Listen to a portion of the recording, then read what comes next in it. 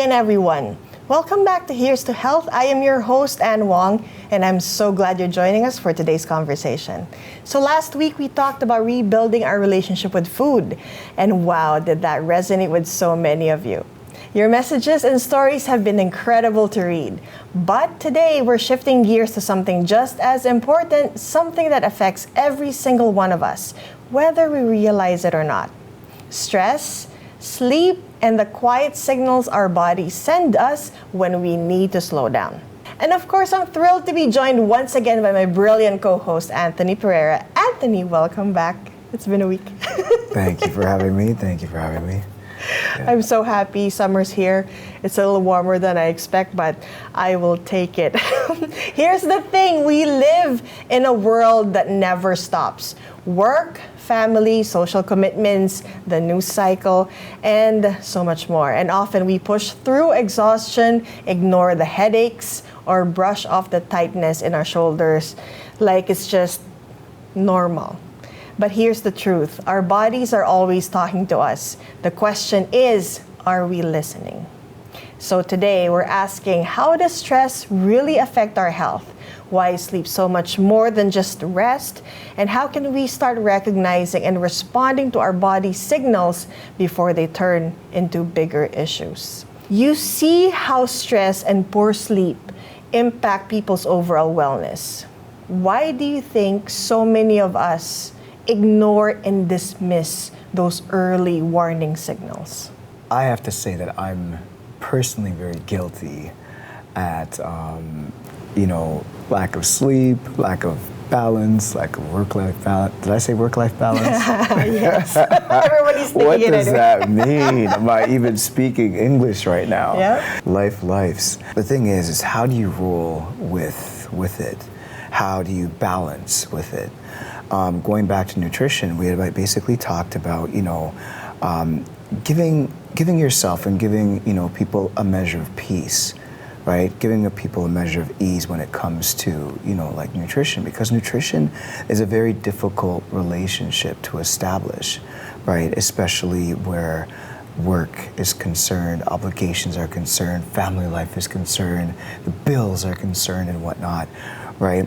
And so that's another huge reason why food is so important. Because remember I was talking about the fact that there are so many variables that we can't control, right? There are so many impending and impressing things that we have to deal with on a day-to-day basis that when we do have that moment of reprieve, when we do have that moment of like, oh my gosh, I just need a moment, I just need to relax, what are we gonna do? The easiest, most joyful thing that we can do is satiate ourselves. And satiate ourselves with something to eat. If you only have 2 minutes to make yourself smile, what are you gonna do that with, right? So you know what, a good thing that I actually tell people to do or whatever, right, is write down, right? What are their 10 most favorite foods in the world, right? And then, is there a way to make them healthy or healthier? Or is there a way to basically be like, okay, you know what? I'm gonna take number 4, I'm gonna have that one earlier. I'm gonna take number 7, I'm gonna have that later only if I'm gonna do activity. Because we need measures and pockets of joy, right? I don't think we were made for this. I don't think we were made for the constant. When I say I don't think that we were made for this, I don't think life was supposed to be so blah. That's true. Right?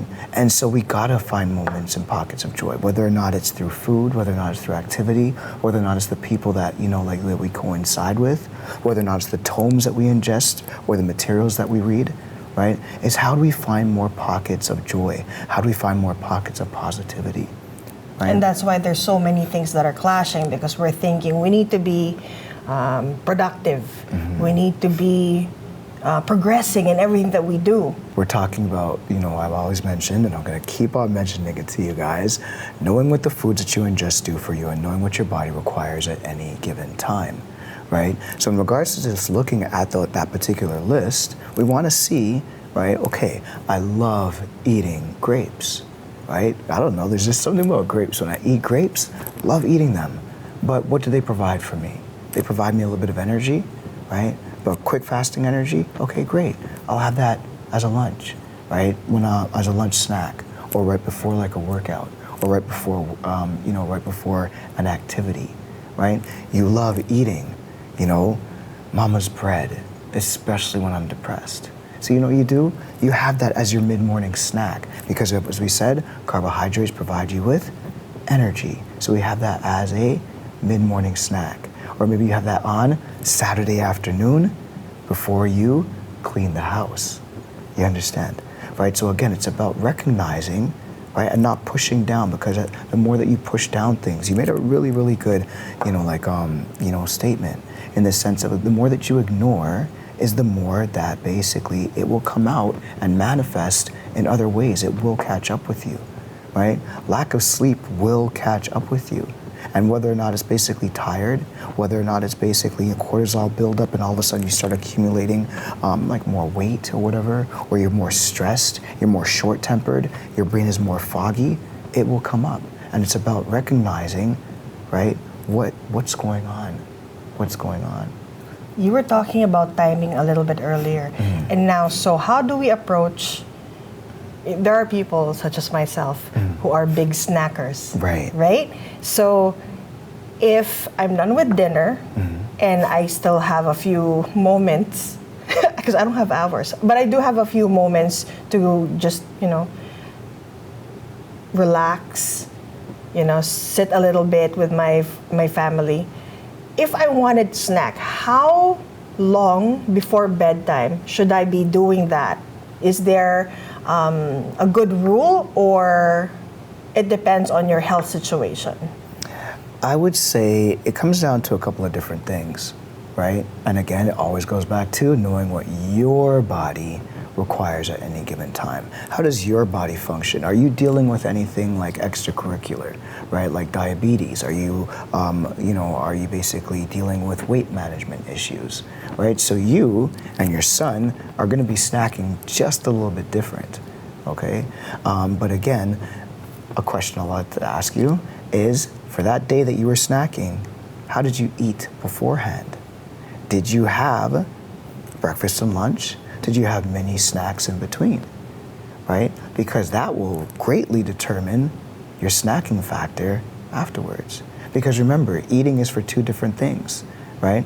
Balancing out the organic, right, the organic substances in your body, your vitamins, minerals, and nutrients that your body needs, right, for its sustainable functions, and then also for fuel.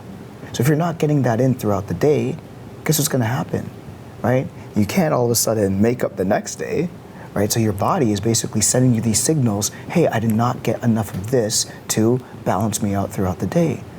But guess what? Because we're human and because we're emotional, the body's telling us we need zinc. The body's telling us we need protein. And you know what you're thinking? Oh, so you're saying that you need some chips? Oh, so you're saying that you need some ice cream? Sure, no problem. And that's but that's what you want. Yeah. Right, and that's why sometimes even after having a good dinner, you're like, wait a minute, why am I eating so much? And why is that? I just had this snack and I just had this snack. What's going on?